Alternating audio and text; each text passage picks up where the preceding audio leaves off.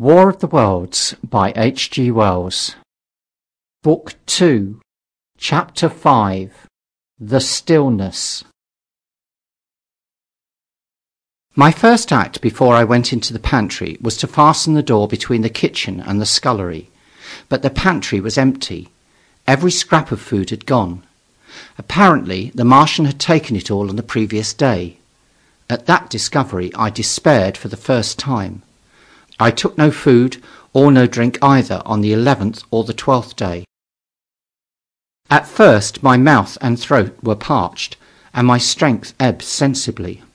I sat about in the darkness of the scullery, in a state of despondent wretchedness. My mind ran on eating. I thought I had become deaf, for the noises of movement I had been so accustomed to hear from the pit had ceased absolutely. I did not feel strong enough to crawl noiselessly to the peephole, or I would have gone there. On the 12th day my throat was so painful that, taking the chance of alarming the Martians, I attacked the creaking rainwater pump that stood by the sink, and got a couple of glassfuls of blackened and tainted rainwater. I was greatly refreshed by this, and emboldened by the fact that no inquiring tentacle followed the noise of my pumping. During these days, in a rambling, inconclusive way, I thought much of the curate and of the manner of his death. On the 13th day I drank some more water, and dozed, and thought disjointedly of eating and of vague impossible plans of escape. Whenever I dozed I dreamt of horrible phantasms, of the death of the curate, or of sumptuous dinners. But, asleep or awake, I felt a keen pain that urged me to drink again and again. The light that came into the scullery was no longer grey, but red. To my disordered imagination it seemed the colour of blood. On the 14th day I went into the kitchen, and I was surprised to find that the fronds of the red weed had grown right across the hole in the wall, turning the half-light of the place into a crimson-coloured obscurity. It was early on the 15th day that I heard a curious, familiar sequence of sounds in the kitchen, and listening identified it as the snuffing and scratching of a dog. Going into the kitchen I saw a dog's nose peering in through a break among the ruddy fronds. This greatly surprised me. At the scent of me he barked shortly. I thought if I could induce him to come into the place quietly, I should be able, perhaps, to kill and eat him. And in any case it would be advisable to kill him, lest his actions attracted the attention of the Martians. I crept forward, saying, "Good dog," very softly, but he suddenly withdrew his head and disappeared. I listened. I was not deaf, but certainly the pit was still. I heard a sound like the flutter of a bird's wing, and a hoarse croaking, but that was all.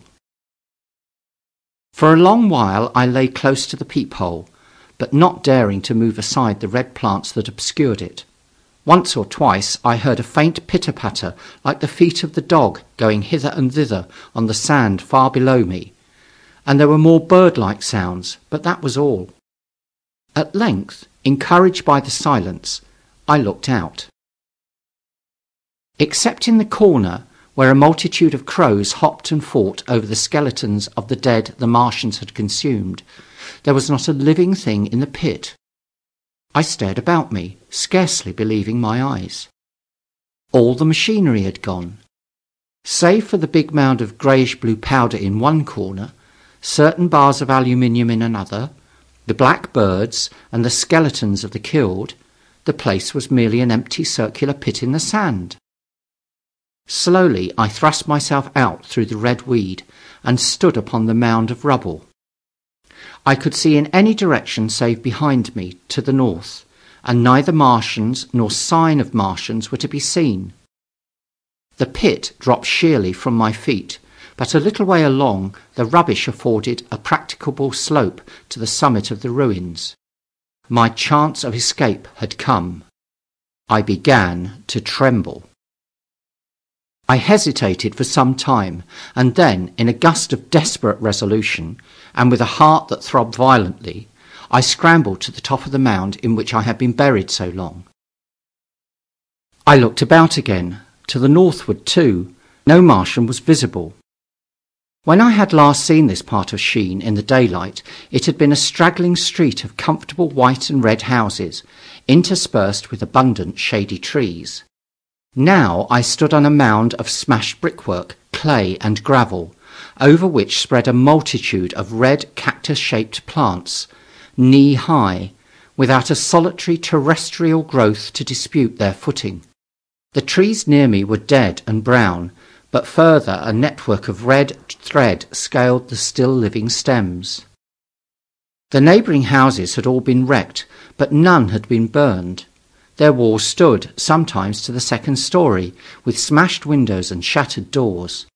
The red weed grew tumultuously in their roofless rooms. Below me was the great pit, with the crows struggling for its refuse. A number of other birds hopped about among the ruins. Far away I saw a gaunt cat slink crouchingly along a wall, but traces of men there were none. The day seemed, by contrast with my recent confinement, dazzlingly bright, the sky a glowing blue. A gentle breeze kept the red weed that covered every scrap of unoccupied ground gently swaying. And oh, the sweetness of the air! End of chapter 5.